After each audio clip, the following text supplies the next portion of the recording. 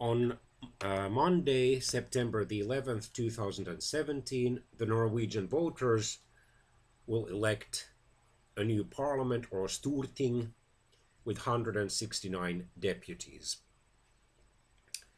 The electoral system is proportional, however, so that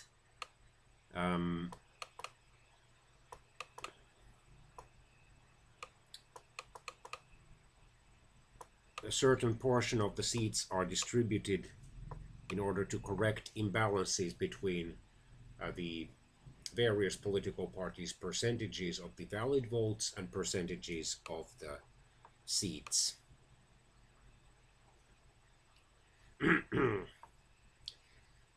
According to the latest public opinion polls for the election, there is a tight race for victory between the main ruling party, traditionally center-right Høyre, led by Prime Minister Mrs. Erna Solberg.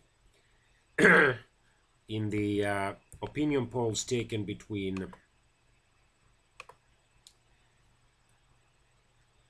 August the 22nd and August the 30th, Høyre would receive between 23.9 and 25.7% of the vote, while the main opposition party, the Labour Party or Social Democrats, would receive between 24.4 and 26.7% of the vote.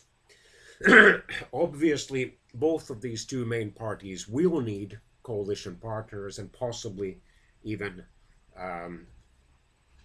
opposition parties who will quietly support them on questions of confidence and budget issues. During the last 4 years, Norway has been governed by a minority coalition between the Høyre and the populist right-wing Eurosceptic Progress Party, or Fremskrittspartiet.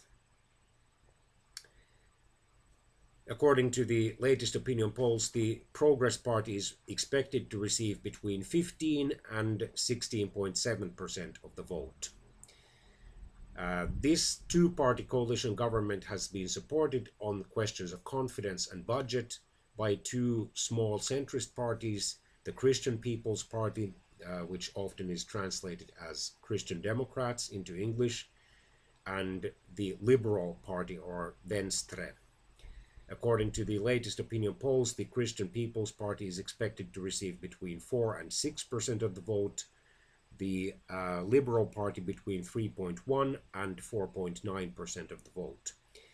Receiving at least 4%, or actually over 4% of the popular vote is crucial in Norway, because if a political party receives at least over 4% of the vote, it normally will receive at least 9 seats.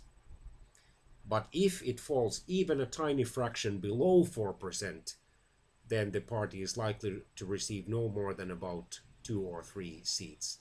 And this is because those extra or equalizing or leveling parliamentary seats are not given to political parties that get under 4% of the vote. And especially in those Norwegian electoral districts from which few people, clearly less than 10 deputies, are elected, the unofficial vote threshold is quite high, clearly above 10%.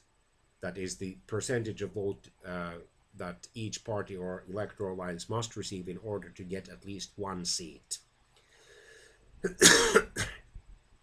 If the Labour Party manages to regain power, then it must be supported by at least the Centre Party, which according to the latest opinion polls would receive between 8.8 and 11.2% if the election was held now, and then the Socialist Left Party, which is expected to receive between 5.2 and 6.5% of the vote.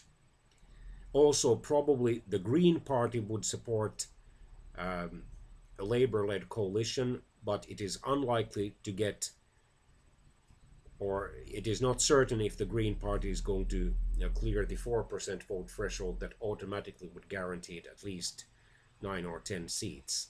According to the latest opinion polls, it would receive between 3.5 and 5.2% of the vote. Then there's the Red Party, another left-wing party, which would receive between 2.4 and 3.8% of the vote. So unlikely, it would be very unlikely, or notably unlikely, to get more than just a few seats. So it will be interesting to see what happens. Traditionally, a new Norwegian government takes office in early October, but depending, of course, on the election results, it could already be in late September. Anyway, the Storting, or parliament, has to first assemble, and then the outgoing government formally resign, and then the incoming government be confirmed in office. Norway is one of the few parliamentary countries in the world where the dissolution of parliament and early elections are unconstitutional. In other words, the elections for the national parliament take place every 4 years in September, while between the national parliamentary elections, the municipal or city council and the town council elections take place. So they last took place in September 2015, and the next Norwegian municipal elections are scheduled then for September 2019.